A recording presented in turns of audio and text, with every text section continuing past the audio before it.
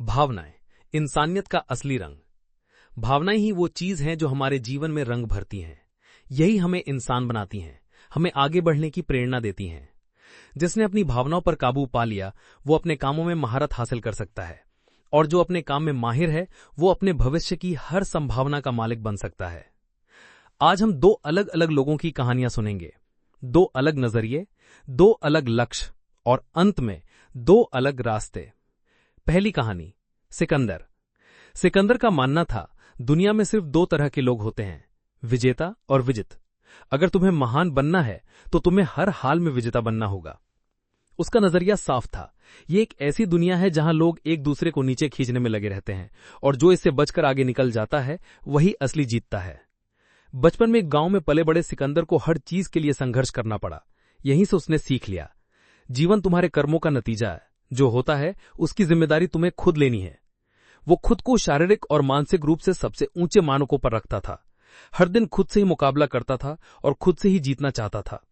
एक दिन सिकंदर की मुलाकात एक गरीब आदमी से हुई जो उससे मदद मांग रहा था। सिकंदर ने उसे देखा और सोचा, इस आदमी ने खुद को इस हालत में पहुंचने क्यों दिया? ये मेहनत क्यों नहीं करता? क्यों दूसरों से ले रहा है जो उन्होंने मेहनत से कमाया है? सिकंदर का मानना था, अच्छे निर्णय लेने वालों को बुरे निर्णय लेने वालों की सजा नहीं मिलनी चाहिए। उसने मन में तय कर लिया, अगर इसे खाना चाहिए तो इसे मछली पकड़ना सीखना होगा, मछली में यूं ही नहीं दूंगा। उसने मदद करने से मना कर दिया। उसके अनुसार ये पीड़ा या तो उसे सिखा देगी या खत्म कर देगी, और दुनिया ऐसे ही चलती है। दूसरी कहानी, जोसेफ। जोसेफ का मानना बिल्कुल उल्टा था। दुनिया में दो तरह के लोग होते हैं, वे जो मदद कर सकते हैं और वे जिन्हें मदद की जरूरत है। उसके पिता ने सिखाया था, जिनके पास कुछ नहीं है उनकी मदद करना सबसे बड़ा मानवीय कर्तव्य है। जोसेफ बचपन से आध्यात्मिक नेताओं से प्रभावित था जो सबके लिए प्रेम और सेवा की भावना रखते थे। वो गांव में पला बढ़ा और हमेशा उन लोगों के प्रति ऋणी महसूस करता था जो कमी में जी रहे थे। एक दिन उसकी भी मुलाकात उसी गरीब आदमी से हुई जो मदद मांग रहा था। जोसेफ ने सोचा, ये व्यक्ति समाज से छूट गया है, हम सबकी नाकामी है कि ये इस हालत तक पहुंचा। उसने सोचा, जीवन कठिन और अनिश्चित है और कभी भी किसी के साथ ऐसा हो सकता है। उसने अपनी जेब के सारे पैसे निकाले और उस आदमी को दे दिए। दो नजरिए, एक ही स्थिति। दोनों ने एक ही व्यक्ति को देखा। सिकंदर ने एक कमजोर और हारा हुआ इंसान देखा, जोसेफ ने एक लाचार और मदद के काबिल इंसान देखा। दोनों अपने बचपन, अपने अनुभव और अपने माहौल के आधार पर दुनिया को देखते थे। सिकंदर ऐसे माहौल में पला जहां स्वयं की जिम्मेवारी सबसे ऊपर थी।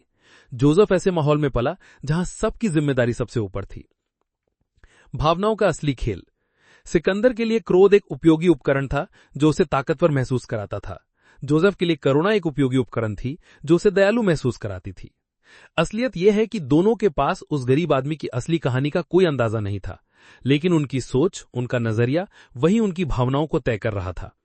अगर नजरिया बदल जाए तो? कल्पना करो, अगर सिकंदर और जोसेफ के माहौल बदल जाएं, किताबें बदल जाएं, अनुभव बदल जाएं, क्या उनका नजरिया भी बदल जाएगा? शायद हां। यही है इमोशन मास्टरी। जब आप एक ही स्थिति को कई नजरियों से देखने में सक्षम हो जाते हैं, जब आप समझते हैं कि सच्चाई सिर्फ एक नहीं कई हो सकती हैं। कैसे बने भावनाओं के मालिक? भावनाओं पर काबू पाने के लिए सिर्फ सजग होना काफी नहीं है। आपको उन नजरियों के प्रति सजग होना होगा जो आपके अपने नजरिए से अलग हैं। अलग महसूस करने के लिए आपको अलग तरीके से देखना होगा। अलग तरीके से देखने के लिए आपको वो ज्ञान लेना होगा जो अभी आपके पास नहीं है, और वो ज्ञान लेने के लिए आपको नए अनुभव करने होंगे। जैसा कि जोसेफ कैम्पबेल ने कहा था, जिस गुफा में जाने से तुम डरते हो वही वो जगह है जहां वो खजाना छिपा है जिसे तुम खोज रहे हो।